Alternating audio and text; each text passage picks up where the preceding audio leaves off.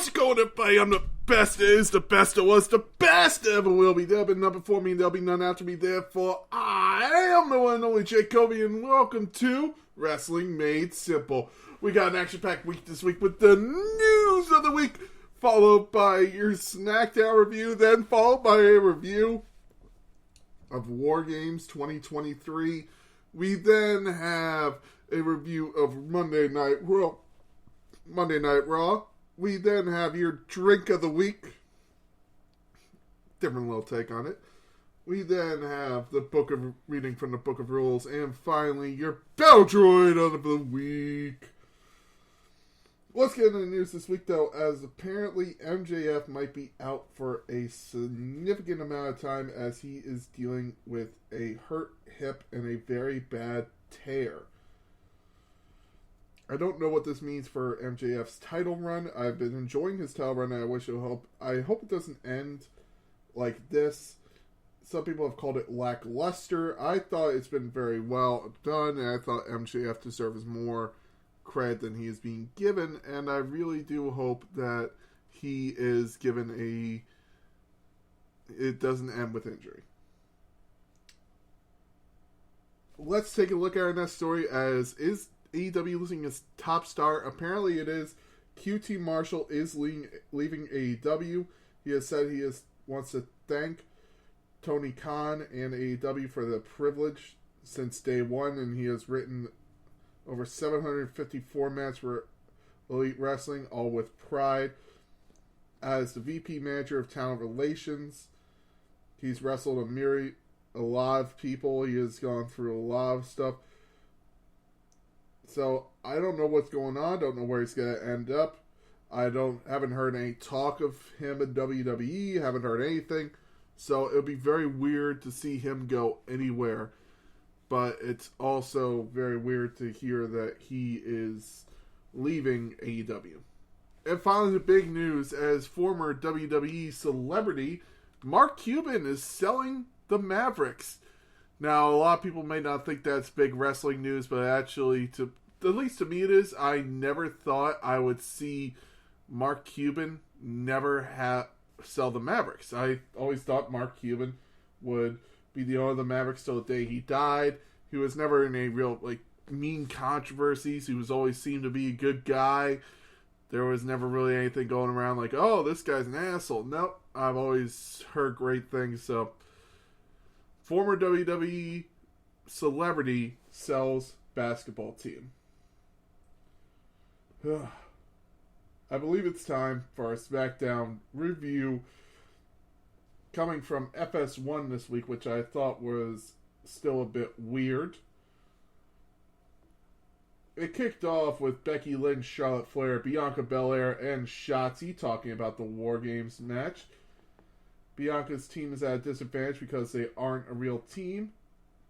Damage Control then made a challenge of 2 people from Becky's team and 2 people from Damage Control's team will face off later tonight. We think of the Judgment Day versus the Street Profits, as Judgment Day were able to retain their tag team titles in an okay match. Wasn't anything to write home about. I liked it, and I actually really do like the Street Profits as a heel team. But I wish there was more to them they really need that one female wrestler. And I hope what I really hope is they turn Bianca heel. I would love to see Bianca Belair with her husband Montez Ford in this. We then get LA Knight and Kevin Owens versus Grayson Waller and Austin Theory, which would end in Kevin Owens giving a stunner to Austin Theory to pick up the win. Cool to see BTF as well, Blunt Force Trauma. It was cool to see, and I actually really did like this tag team match. It was a very fun match. I really did enjoy it.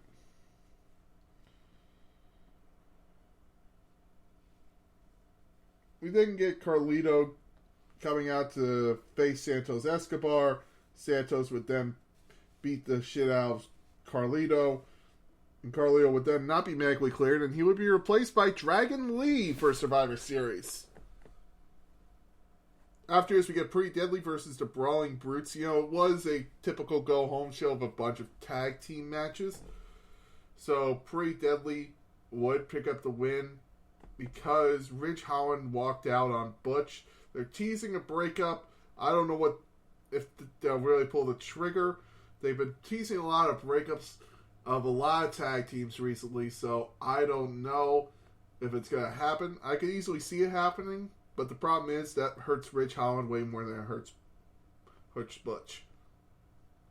In your main event, we got Bayley and Asuka defeating Becky Lynch and Charlotte Flair with the little tensions rising higher for Survivor Series. Miscommunication was all throughout this match. It was fun. There was just a lot of tag team matches this week. And you guys know I'm not a real big tag team wrestler, which is why I prefer Wargames to the traditional 5-on-5 tag team elimination match. So, just my opinion, I'll always prefer that over Wargames over that. Whew. Here we go. I'm sure you've all watched it. If not, I'll be filling you in on some big spoilers, so get ready.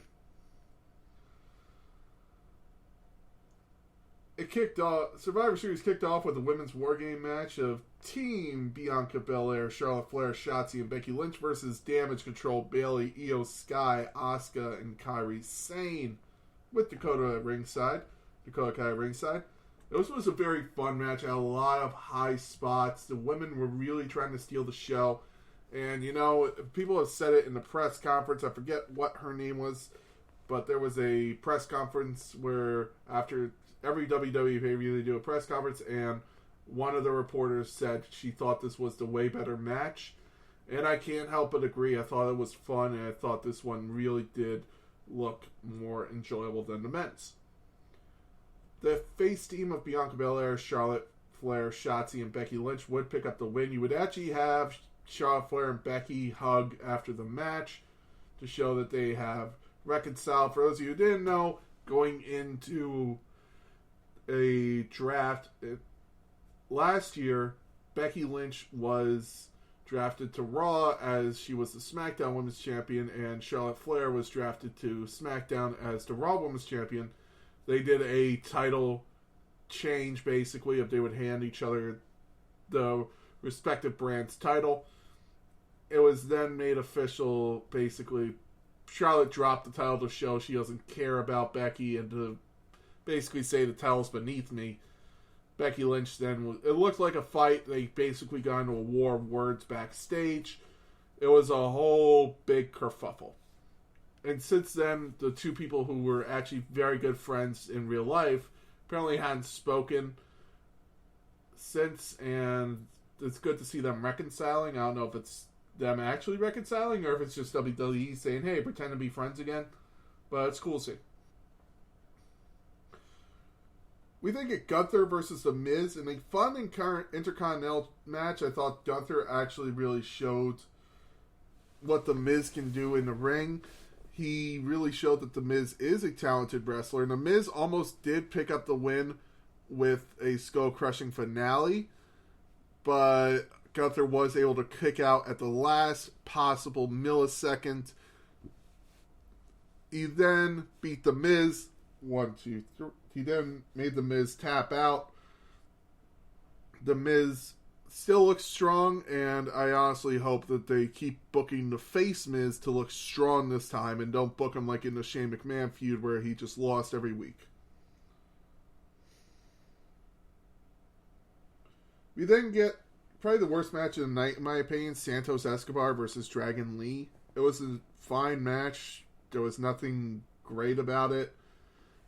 They tried to be high-flying, but it just wasn't working out for them. Santos Escobar would pick up the win. It was okay at best.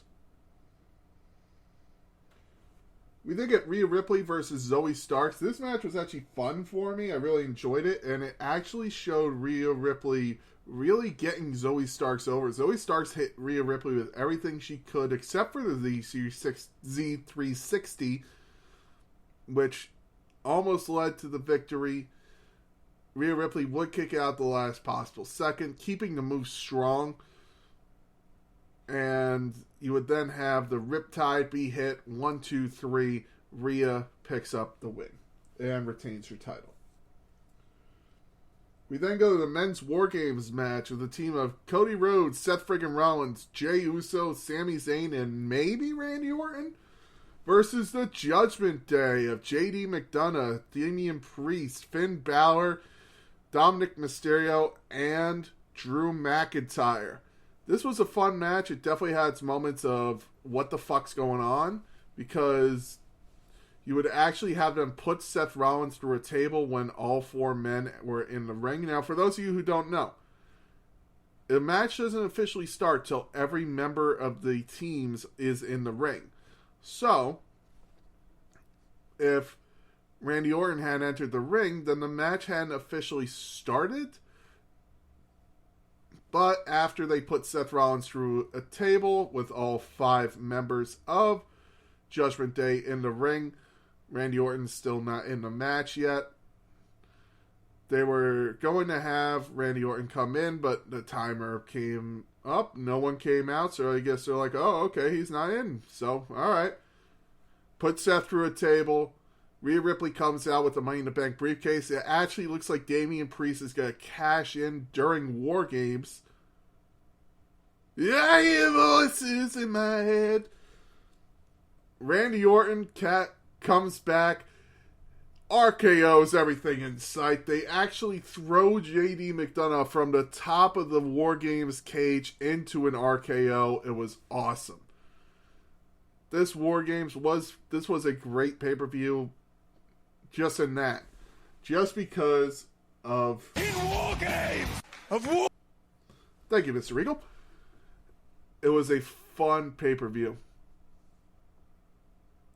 And as they're cutting out, Michael Cole's talking about how electric it is in Chicago. And wouldn't you know it, that starts to make the TV flicker a bit.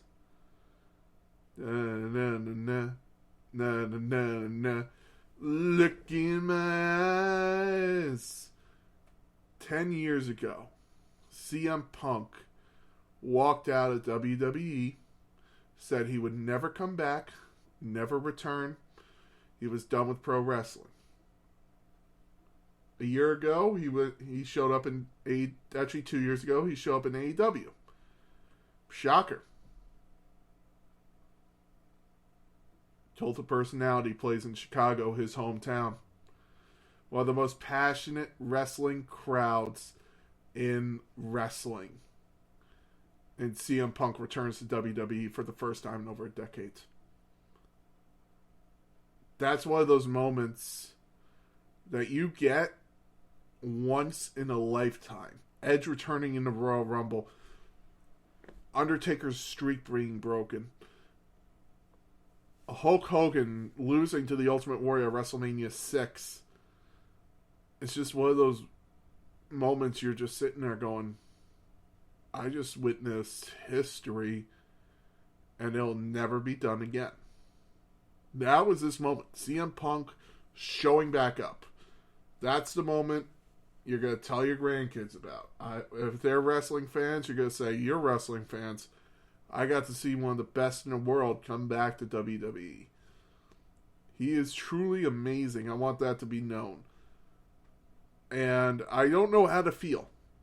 I'm still in shock and awe. I didn't sleep a wink after he showed back up because I was just in...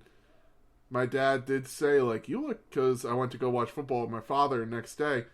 And my dad said, you look tired. And I go, I didn't sleep at all. And he goes, why? I go, adrenaline is a hell of a drug. I was just unbelievably shocked and in awe that he came back. Now, with that being said, I'm going to move on to Raw and then I'm going to give my opinion on it. I want this to be known. It's awesome he's back. It is. And yeah, I'll buy into the hype. I will. But after my Raw review, I will give my thoughts. Raw kicked off with Randy Orton, the Viper, welcoming back to the crowd. He welcomed everybody to Monday Night Raw. Said he isn't done with the Bloodline. Rhea Ripley came out and said the Judgment Day has taken over WWE. Wargames was just a bump in the road. And the fans began chanting for RKO. Randy said he heard mommy this, mommy that, and all that shit while he was gone. Well, guess what? Daddy's home. And a lot of things have changed, but one thing hasn't. No one tells Randy Orton what to do. Dominic Mysterio and JD McDonough tried to attack Randy from behind.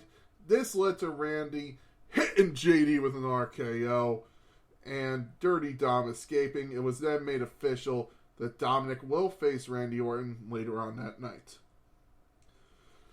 We then get the tag team turmoil match to determine the number one contenders for the undisputed tag team champions. This was probably the less fun tag team match, as I will go into later on that night. You would have DIY defeat the Alpha Academy, DIY defeat Indus Sheer. You would then have the Creed Brothers defeat DIY. You would then have the Creed Brothers defeat the New Day. And then the Creed Brothers would have an outstanding kind of match with Imperium. But it was still not enough in my opinion. I felt that the later tag match for the women's tag team titles was still better than this. It felt more fun and enjoyable than this. Don't get me wrong, Creed Brothers, amazing tag team. But still, I still feel it's the less fun tag team match of the night. We then get Cody Rhodes coming out talking about War Games, thank Randy Orton, said welcome back to CM Punk. Rhodes then declared himself as an entrant for a 2024 Royal Rumble. Shinsuke Nakamura then interrupted Cody Rhodes and said that he is the one he is targeting. Cody then got red mist sprayed into his face by Shinsuke. I hate this, and I want to make this note that just because you're Japanese, they're throwing the mist at you. They did it with Tajiri. They did it with Asuka. They're doing it with Nakamura. I believe they did it with Kairi Sane once. To me, it's just I hate that. I hate that stereotype. So, just my opinion. We then get Bronson Reed versus Ivar, ending in a double countout. This was a fun match to actually end in a double countout because I didn't want it to end, and I didn't want either man to lose. These guys just fought and fought and fought, and it would actually lead to the double countout. They would beat the shit out of security, and what Ivar actually used a security guard as a lawn dart to Bronson Reed, basically. Bronson Reed would then lay out Ivar. Bronson Reed would then pose, and then you would have Ivar do a flip off of a table onto Bronson Reed. I just hope they make this for the next pay-per-view a Falls Count Anywhere match. We then get Nia Jax versus Zoe Starks in the worst match of the night, and again, not Zoe Starks' fault. We know who I'm blaming here. Nia Jax would pick up the win, and I hated that decision. I know who my Valjoy of the week is. We then get Seth Rollins coming out, hearing the chance of CM Punk. He told them to go on, get it out of their system, says he won't spend another second on that hypocrite. Drew McIntyre then came out and said he deserved to lose to Rollins at Crown Jewel. Rollins then revealed that, and he said he wanted another world title match. Rollins then revealed that he's to defend the title next week against Jey Uso. McIntyre then laid out Rollins with a Glasgow kiss. Jey came in for the save, handed the world title to Seth Rollins, but basically kind of had the look of, yeah, next week, you and me. We then get Chelsea Green and Piper Niven versus Natalya and Tegan Nox for the Women's Tag Team Championships. And this was actually a fun match. Really did enjoy this match. Chelsea Green and Piper Niven are a fun tag team, but it also goes to show the real talent of Piper Niven. She basically competed in this match single-handedly, retaining the titles in a 2-on-1 handicap match against two talents who are not just people you just roll over. I thought this was a fun match. Yeah, I think it was the better tag team match, in my opinion. Chelsea Green and Piper Niven pick up the win and retain their titles. We then get Randy Orton defeating Dominic Mysterio in a great match. I really thought it was fun. Randy Orton picking up the win with an RKO. This match did go a little long, which would lead to the main event being cut a little bit for time. But it still was a good match. We then get your main event. CM Punk comes out in the main event segment of Raw and says hell has frozen over. Then said there were 2 words he needed to say besides I've changed and I'm trying to be a better person. He even gave a shout out to AJ Lee who said she sends her regards. He then said the 2 words he needs to say after being gone for 10 years is I'm home. Oh, goosebumps. He said everybody backstage has been excited to see him. And he just basically talked about how he's ready to be here and how he's ready to be CM Punk again. He then ended his promo with, I'm not here to make friends, I'm here to make money. Now here's my opinion on this. Awesome. I'm happy he's back. I'm excited he's back, and I'm excited to see the feuds. There is no way they can't book Rollins versus Punk at WrestleMania unless some shit goes down. Now, what are we getting? Are we getting CM Punk, the wrestler, the guy who came up through ECW, who teamed with Paul Heyman, who gave The Undertaker his greatest fight at WrestleMania to almost end the streak besides Triple H? Or are we getting the guy who completely believed in himself too much, walked out of WWE, and then started fights in AEW?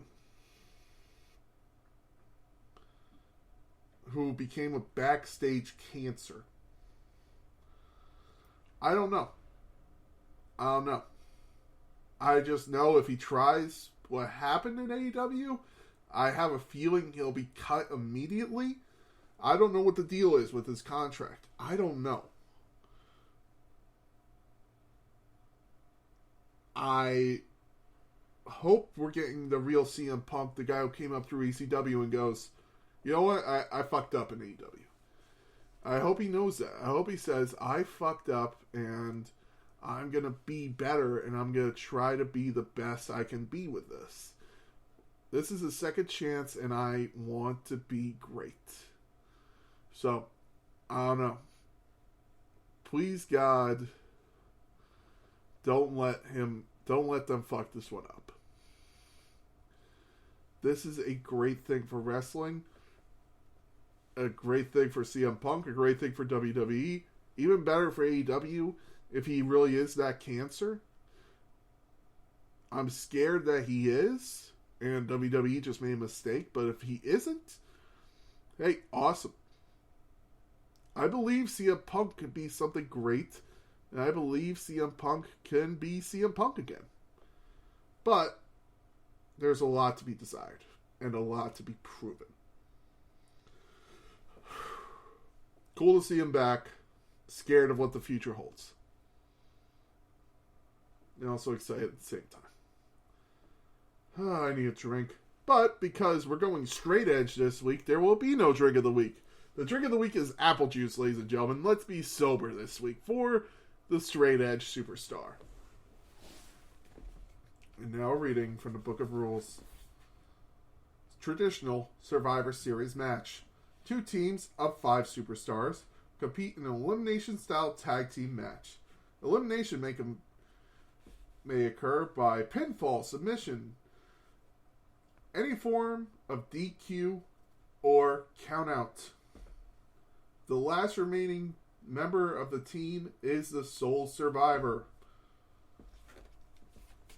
A reading from the Book of Rules. And now, everybody, it is time for the Battle Droid of the Week. The Battle Droid of the Week is very, very simple for me. The Battle Droid of the Week is Nia Jax. Jesus Christ, how many times am I going to have to do this to her? She's not good at promos. Her wrestling is sucking. She doesn't even have her cool theme song back of the I'm not like most girls. Na, na, na, na, na, na, na. They took the worst aspects of Nia Jax and brought that shit back. I want her to be better than what she is.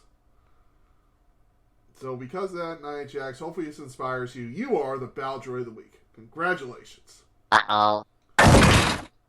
And also a honorary Baldroid of the Week to Sean Ross Sapp, who was basically saying, and Dave Meltzer, who was basically saying, it's not going to happen. See a Bug ain't returning. This is bullshit, and you guys are idiots for thinking it. Uh-oh. Thank you very much for listening. I have been the Big Guy. This has been Wrestling Made Simple. I hope you have a great week in wrestling. I know I have. It's been a draining and shocking week. Thank you very much for listening. Next week, we'll start the road to the Royal Rumble with a couple Royal Rumble reviews. Have a great week in wrestling, ladies and gentlemen.